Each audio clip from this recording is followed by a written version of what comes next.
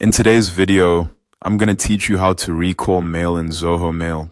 If you've ever sent an email too quickly and wished you could take it back, Zoho Mail has a helpful feature that gives you a short window to undo a sent message. It's important to know that this works as an undo send delay, which means you need to enable it in advance so the option appears right after you send an email. To get started, sign into your Zoho Mail account. Once you're inside your mailbox, look to the right sidebar and click the settings icon, which looks like a gear. This will open the settings dialog box where you can manage different preferences for your account. When the settings window appears, make sure mail is selected from the drop-down at the top left of the dialog box. In some cases, it may already open to the mail section automatically, but if it doesn't, just switch it there manually so you're editing the correct settings.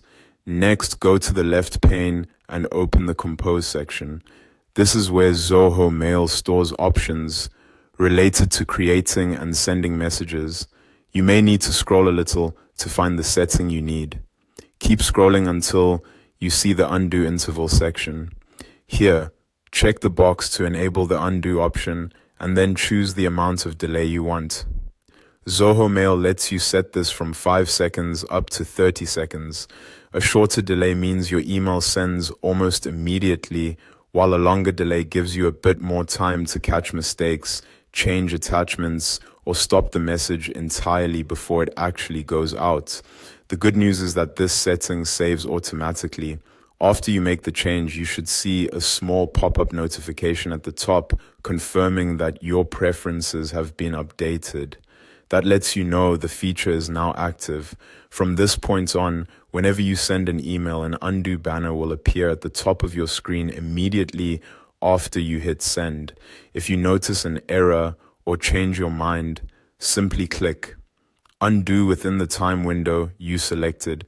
This cancels the send action before the email is fully delivered.